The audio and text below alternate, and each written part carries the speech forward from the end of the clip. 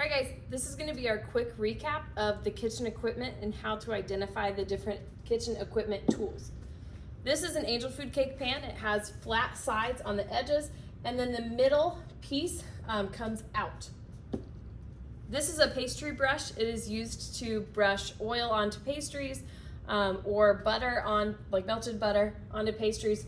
You could also use it to apply sauce to something that you were grilling. This is a meat tenderizer. So here in Indiana, we're known for our pork tenderloins. So pork tenderloins are like super duper flat and they're really big. And you could only get the tenderloin to be that size by using a meat tenderizer. So something that's going to be able to flatten it out really well. A saucepan is just a pan that you would use on the stove top that you could make sauces or smaller batches of soup, or even if you wanted to make macaroni or some like smaller amounts of noodles. Okay, wooden spoons are used for mixing and stirring. They're especially good for your nonstick pans so that they don't scrape the nonstick off your pans.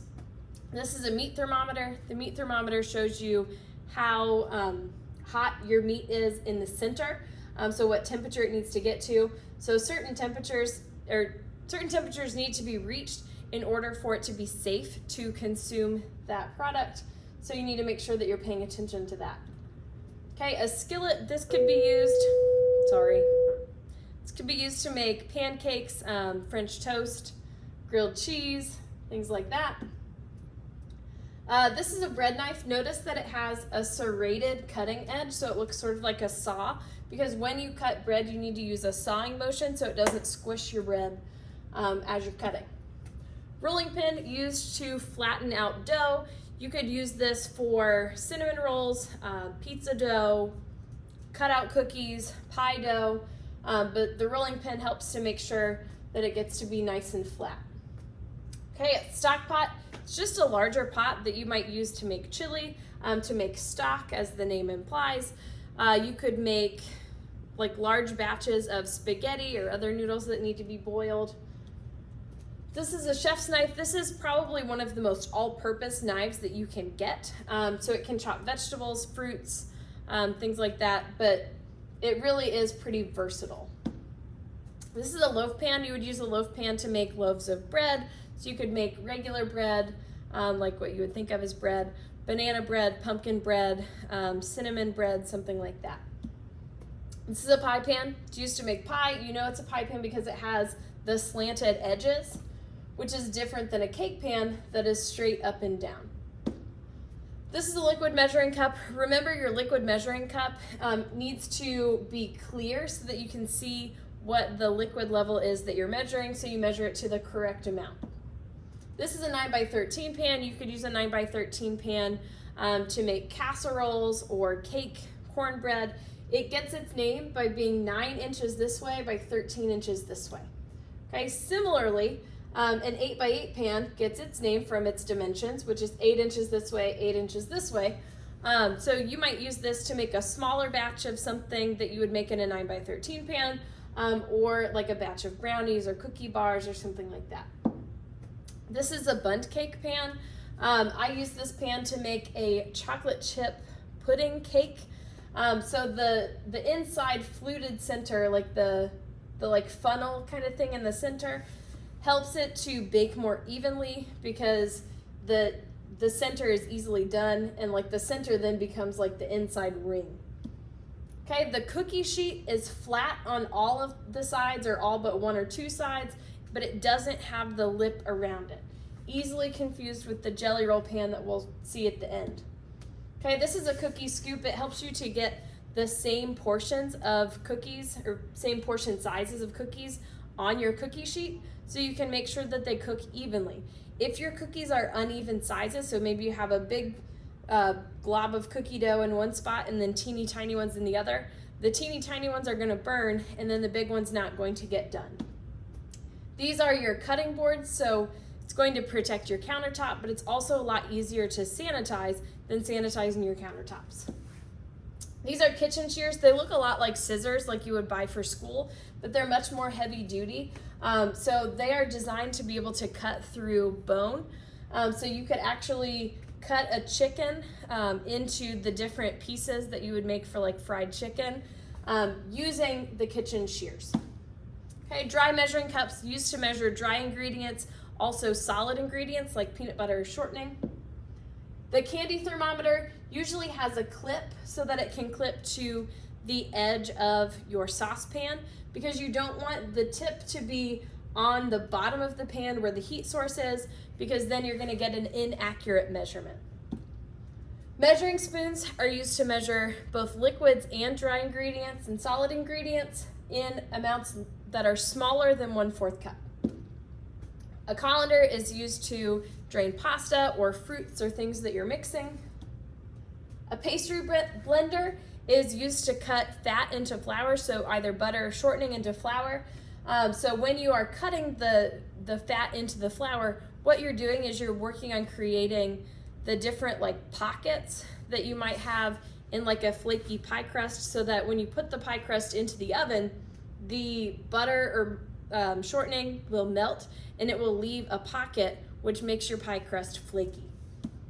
Okay, a grater, you can use this to grate chocolate or cheese or get the zest of a lemon or lime or orange. You can also use this to shave down cinnamon if you wanted fresh cinnamon. A ladle is just kind of like a big spoon that you can use to portion out soup or other items.